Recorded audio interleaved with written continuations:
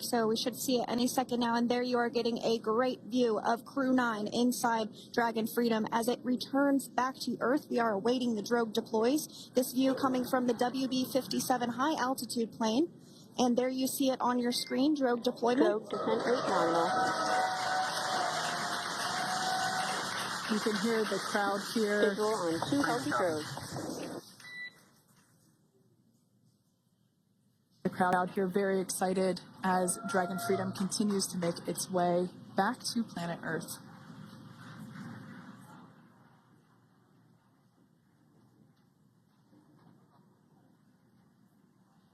Next up, we'll stand by for the main deployment of the parachutes.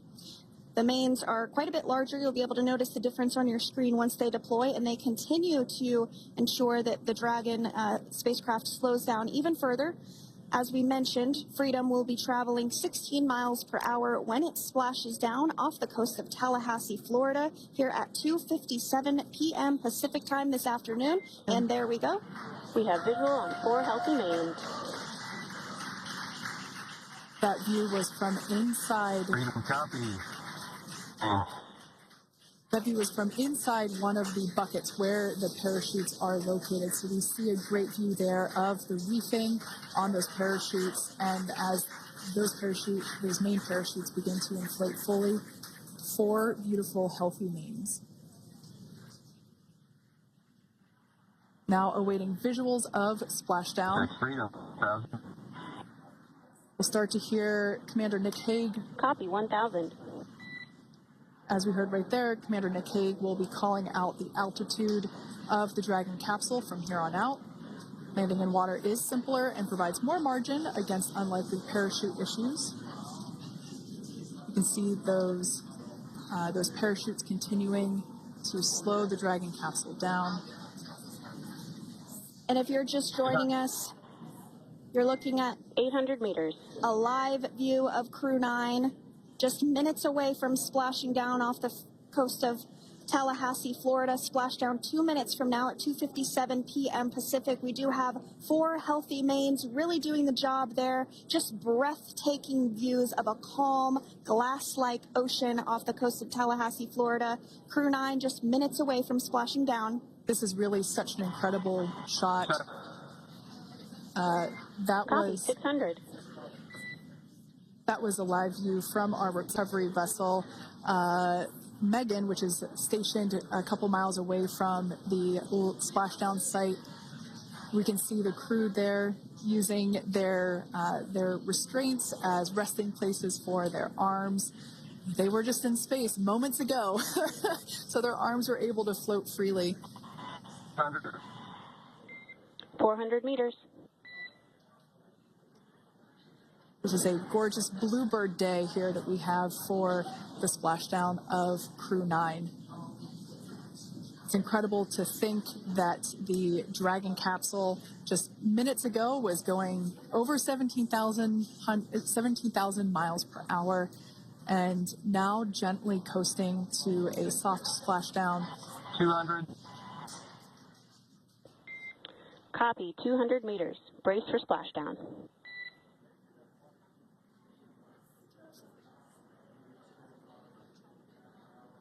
As you can see there on your screen, continuing to monitor progress of the Dragon spacecraft. And we're going to stand by for splashdown located in the Gulf of America off the coast of Tallahassee, Florida.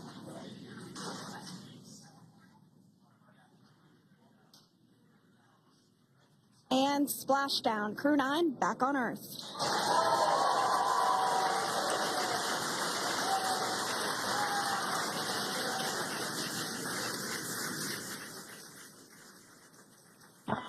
And SpaceX Freedom, splashdown. Good main release. Copy splashdown. We see main chutes cut. Nick, Alex, Butch, Suni, on behalf of SpaceX, welcome home.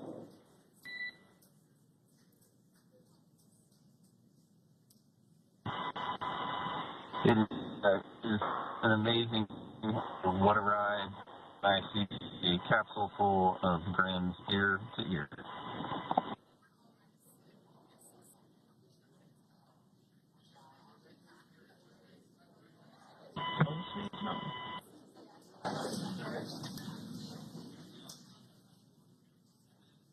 And as you can see on your screen, we have visual confirmation of splashdown. Dragon Freedom has returned home, and NASA astronauts. System safety verifications are in progress. We'll report back when recovery personnel are en route.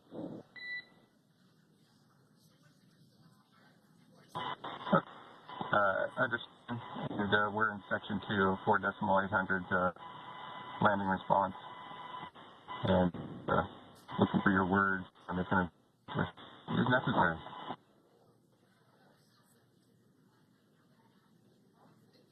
In the distance, we can see the recovery vessel making its way. Copy, you're in section 2 for the environmental assessment in 4.800. That is not necessary today. Understand. Raise and advise. So we will continue to have communications between the Corps and Nick Hague, the commander of Crew Dragon Freedom, which just splashed down 2 minutes ago off the coast of Tallahassee, Florida. Dragon Freedom has returned home with NASA astronauts Nick Hague, Suni Williams, Butch Wilmore, and Roscosmos cosmonaut Aleksandr Gorbunov. They're back on Earth after approximately 17 hours of a return journey from space. The SpaceX recovery ship and team have been waiting for Dragon's splashdown, and they will now make their way to the splashdown location. The teams have been ready and waiting about 3 nautical miles away, so it's going to take them about 30 minutes or so to make their way to SpaceX Freedom. Pretty sure we're in stable 1. Copy, stable 1. We see the same. It's going to take about 30 minutes for the recovery team to make their way over to Nick, Suni, Butch, and Alexander, who are still seated and secured inside that Dragon spacecraft there on your screen. Incredible views there of that thermal protection system, or TPS. That Dragon capsule was pristine, white color before it departed the station, and we can see how the reentry phase, the thermal protection system did its job. Now, if you're wondering what that hole, that like bucket area is, that is underneath the side hatch. That is where the main parachutes were stored. So when we saw the Dragon capsule docked at station, it looked very different. The panel that protects and covers the main parachutes, that was still intact, as well as the panels that enclose where the drogue parachutes are located. We can see those fast boats. SpaceX is go for recovery personnel to approach. Expect personnel alongside in the next few minutes.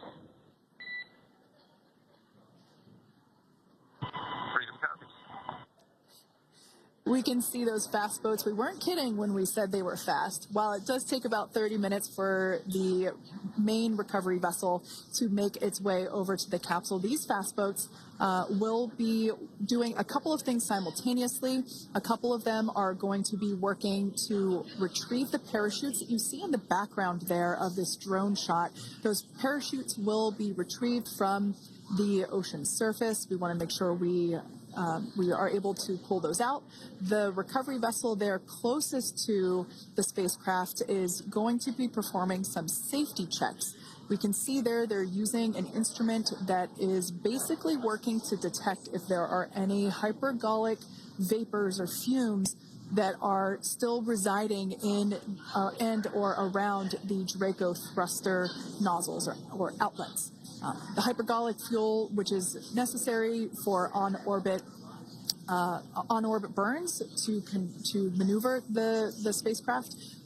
Unfortunately, those hypergolics are unable to be breathed. They are toxic, and so this team here is doing those initial safety checks to make sure that it is safe for the rest of the recovery team to approach the spacecraft. They're also checking to make sure that any residuals from the pyros are safe and are not going to cause any issues. We can see the team working their way around the spacecraft to do these, basically these sniff tests on all of those Draco thrusters. And as we continue to await the recovery of our Dragon spacecraft with NASA astronauts Nick Hague, Suni Williams, Butch Wilmore, and Roscosmos cosmonaut Aleksandr Gorbunov inside, Dragon has autonomously completed several steps to safe itself following splashdown. We are continuing to see Dragon in what is known as Stable 1 configuration. That's kind of the ideal configuration following splashdown. It's upright, and the Dragon capsule's in the right configuration for it to be hoisted into the recovery vessel Megan, which you do see a little ways off in your screen approaching. Dragon will continue to remain live on air with you through that recovery process, all the way through the point where the crew is extracted from the Dragon spacecraft. Now, if you are just joining us, the mission has gone smoothly so far. Dragon successfully splashed down off the coast of Tallahassee, Florida at 2:57 p.m. Pacific, 5:57 p.m. Eastern Time this afternoon. Approximately 17 hours prior to splashdown, Dragon autonomously undocked from the International Space Station, completed a series of departure burns, jettisoned its trunk section, and performed its final burn, the deorbit burn. This placed the Dragon spacecraft on a trajectory toward Tallahassee, Florida. Dragon successfully re-entered the Earth's atmosphere, followed by deployment of its parachutes to slow the spacecraft down to a gentle splashdown. We're now going to follow the Freedom. Hypergol sweeps and unfired ordnance checks are nominal. Rigging is in progress. Approximately 25 minutes until capsule lift. Stand by for PMC with SpaceX flight surgeon.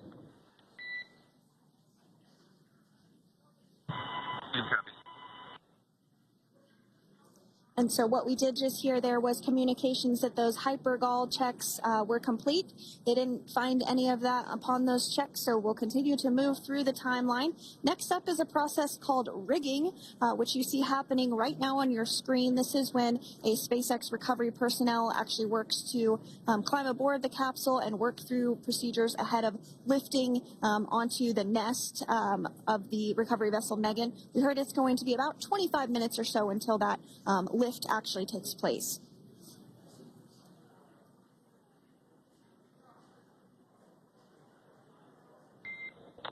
Okay, Freedom, the next call will be from the SpaceX flight surgeon on Dragon and Ground Private. Understand. Thank you. callouts there indicating that the crew will have the opportunity to do a quick check-in with the SpaceX flight surgeon. This is standard procedure for every Dragon spacecraft when it returns to Earth. It's just an initial check-in, make sure everybody is doing okay. They will also have another check-in with the flight surgeon once they are on board that recovery vessel that you see there in the background. We can now see that SpaceX recovery team member they're on top of the Dragon spacecraft. They are going to be working to install plugs in the Draco thrusters to ensure that no more